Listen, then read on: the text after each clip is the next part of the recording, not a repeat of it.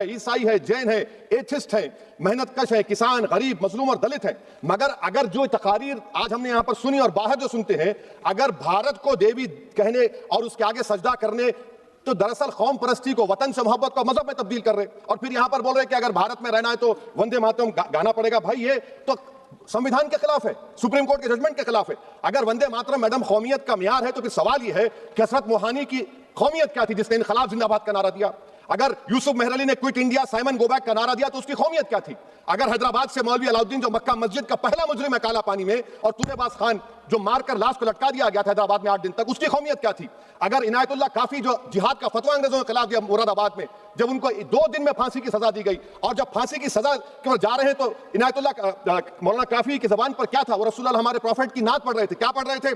कोई गुल बाकी रहेगा ना चमन रह जाएगा, पर रसूलुल्लाह का दीन हसन रह जाएगा। तो उनकी कौमियत क्या थी? माल्टा की जेल में महमूदुल हसन, हुसैन अहमद मदनी 6 महीने माल्टा की जेल की ग्राउंड में पड़े रहे, उनकी कौमियत क्या थी? अल्लामा फजल खैराबादी का उसल काला पानी का पुकार कर से पूछ रहा है, जो वहीं पर मर गया, खबर वहां पर है, बताओ मेरी कौमियत क्या थी? मैडम मैं एक मुसलमान हूं, मैं इस्लाम को मानने वाला बावकार इंसान हूं, और मेरे मजहब की बुनियादी तालीम तौहीद है, ला इलाहा इल्लल्लाह, नहीं है कोई खुदा सिवा अल्लाह के। और कुरान में अल्लाह क्या बोल रहा है? इय्याका नअबुदु इय्याका नस्तईन, तुम मेरी इबादत करो, मुझे मानो। मुझे कहां से मिल रहा? आर्टिकल 25 से मिल रहा है। मुझे कहां से मिल रहा है? Liberty of thought, expression, belief, faith and worship से मिल रहा है। तो इसको जोड़ना ये बहुत ही खतरनाक होगा। और हमारे प्रॉफेट मोहम्मद सल्लल्लाहु अलैहि वसल्लम जब मदीने को गए तो उन्होंने उस वतन के लिए दुआ की, कहा कि अल्लाह मदीने की मोहब्बत हमारे दिलों में और इजाफा कर दे, मक्के से ज्यादा कर दे। तो ये इस्लाम, मुसलमान होना, हमारे ईमान में मुल्क की मोहब्बत बीच में नहीं आती, और मुल्क से मोहब्बत है और रहेगी हमेशा, क्योंकि ये अजीम कुर्बानियां यहां पर शामिल है जिन्होंने जंग आजादी में हिस्सा नहीं लिया। आज अगर वो वतन की मोहब्बत का दर्ज देंगे तो बड़ा गलत होगा। मैडम मैं आपके सामने एक चीज पढ़ूंगा। 1937 रविंद्रनाथ टैगोर ने लेटर लिखा सुभाष चंद्र बोस को, मैं सिर्फ किसी ने नहीं पढ़ा ये। क्या कहा टैगोर साहब ने? But parliament is a place of union for all religious groups and there the song cannot be appropriate.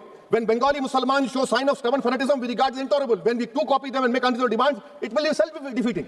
ये मैं इसको ले करूंगा मैडम, आप देख लीजिए। फिर दूसरी तरफ मैडम आप आ जाइए, मैं यहाँ पर बैठकर, हाँ जितने तकारीर यहाँ पर हुए सब जनगण मन पर तनकीद किए।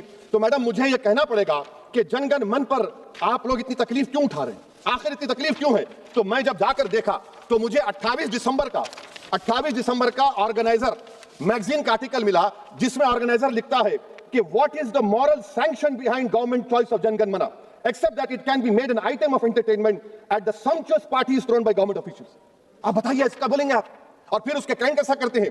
It will mean we can not love our motherhood. Madam please, it will mean that Vande Mataram is buried alive with the word Jan Gan Mana on the tombstone, for the tomb will also be of Jan Gan Mana of the will of the people. इस पर आप क्या बोलेंगे? Madam मैं आपको ये बताना चाह रहा हूं कि वतन की मोहब्बत हमारे लिए बहुत अहम है, मगर ये बताइए हमको कि